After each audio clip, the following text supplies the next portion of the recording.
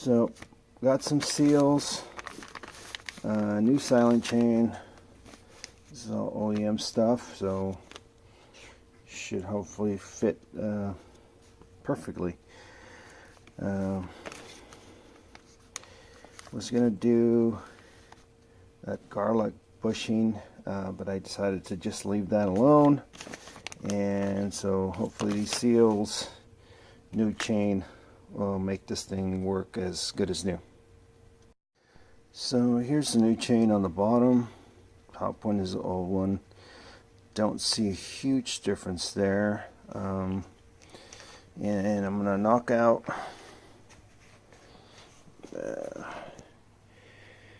these seals, basically. If you can see it there, I didn't know what to use, so I'm just using this huge socket that I have here. This is a 30mm, and that fits right onto the metal part there, so I'll tap it out and hopefully comes out no problem, and then pop the new ones in. Alright, so these came out really easily. All I did was literally one whack and they popped right out.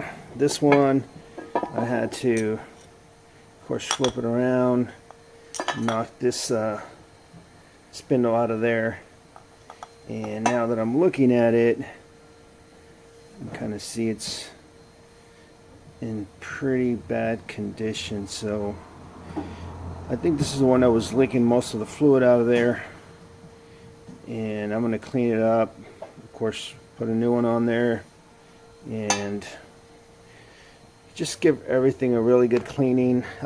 Even though I've cleaned a lot of this stuff out, you can still see there's a lot of little silicone or some other debris in there. So I'm going to blow all this stuff out with the compressed air, and this is where the breather, I think, is. No, this is the opposite end of that. So, like I said, easy to remove. I used this 30mm socket and just gave it a good whack, and literally one blow, the thing came out of there. So, like I said, clean it up, put the new ones in there, clean up all this mess. I'm going to put a very light seal of silicone, unlike the previously rebuild had done, where there's a huge buildup. In like I said, there was lots of little bits and pieces inside of the transmission, and I'm wondering if that's what was causing some of this to bind up. Was thinking about replacing this, like I said, bushing here, but it seems that that bushing doesn't really do anything. It's all sitting here on the bearing. This just keeps it, I guess, from moving around in there. So I'll try that, put it all together, tighten it up, and hopefully I don't have that issue where it's binding. And of course, this is what goes to the front drive axle or drive differential. That's where I was having that tightness before I took, everything apart. So here are the new ones. What's nice about them is you can see they actually come with a little bit of grease in there. There you get all these cat hairs off of here. You can see there's a little bit of grease in there already. These ones here are the new ones. These are the old ones. This is the one that was in that front drive axle, and you can kind of see that it's got a tear in there. So I'm thinking that's where all the oil was coming out of. These other two actually look in semi-decent condition, so I'll probably save them, see if they're, and these ran about $20 a piece on eBay, but these are OEM, so hopefully they'll hold up a little bit better. So I'm about to snap these back in here. Cleaned it all up, got all the stuff that was in there. Should have, there's an O-ring that goes here. Now that I look at it, I probably should have just bought that also, but hopefully the one that's there now will do the job. So Looks like there is, maybe there's not. I thought this was a magnet inside where the front drive shaft goes to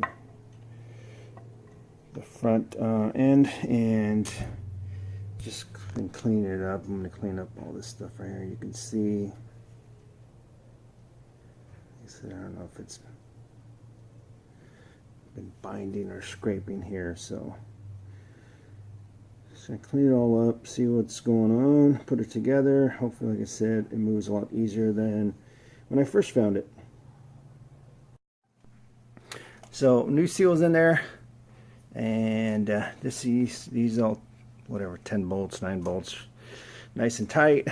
You can see how nice and easily it moves.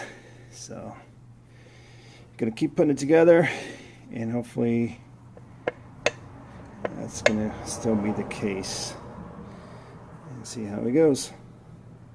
Start cleaning it up little by little, putting it back together. So what I did on the O-rings to get them going was same thing. I put the socket on top, started whacking it, or tapping it in slowly, make sure it's going in nice and even. What I'll probably do is see, to get it nice and flush. On the other one, I kind of went too far deep into it, so all I did was flip it around. But this one, and you could probably still do the same thing, just flip it around, put on something nice and flat, and then tap it from the back side so it sits nice and flush here. But it's gone in fairly easily. The first one went in pretty easily. This is the second one, and then I'll do the last one, which is on the other larger portion of the crankcase. So this is the inside with that seal. Just wanted to show you there is no lip that stops it. So I just want to make sure you stop before you go into the area that the wheel bearing is sitting in, which is this little area right here, pretty much. Yeah. Hopefully this all goes together quickly. You can see all the mess. I'm going to clean up all this debris, silicone, grease, dirt, whatever it is, and then start putting this thing back together again. Alright guys, so everything's put together, new seal, all of these bolts here have been tightened, put the little retaining ring, these 4 bolts have been tightened. I didn't have any torque specs for this, so it's pretty much hand tight, and I know I'm putting enough force where it's probably more than 20 pounds. They looked like they had used red Loctite, as you can see. I scraped that off, stuff that was on this ring on the bottom side. I don't know if you should be using that kind of stuff inside a transmission, but here's pretty much how it moves now. I mean, literally nice and smooth, no binding. 2 fingers moves the thing really easily. So compared to when I first tore this apart, where I couldn't even move it with my whole hand. So I'm hoping that's all it is. And like I said, cleanup and rebuild continues. Alright guys, so I am pretty much put together.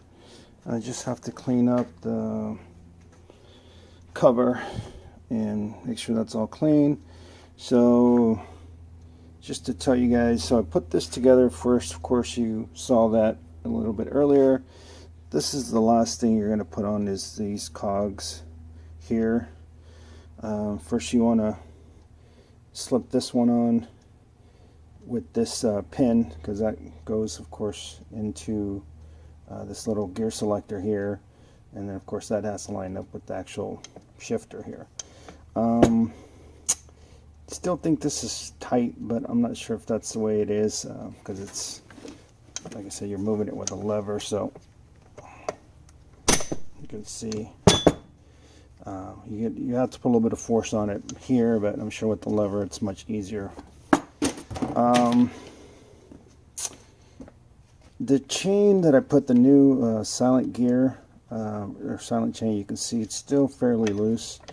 But here's the thing: now that I put it together, it literally spins the whole thing really easily. So, not sure if it was just debris. I did clean up a lot of silicone. Looks like they used some red Loctite and some of this inside screws or nuts.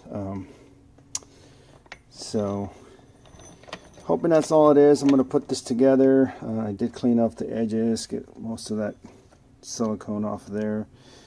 I'll probably still put a light, very light bead of clear stuff or whatever's good for this type of setup, either the blue, red, I'm not sure. I got to do a little homework on that, but I'm hoping that's all it was. So far I spent $100 for the silent chain and 3 of these seals. You saw earlier this one was actually ripped, so I'm thinking that's where all the transmission fluid was coming out of. But those came off and went on pretty easily. Just used a 30 millimeter socket and just tapped them out. And like I said, I'm hoping that's all it was. So next video, hopefully I will have put all this together, put some transmission fluid, make sure it's not leaking. Then I'll put it in the quad and then take it out for a test ride and see how it goes.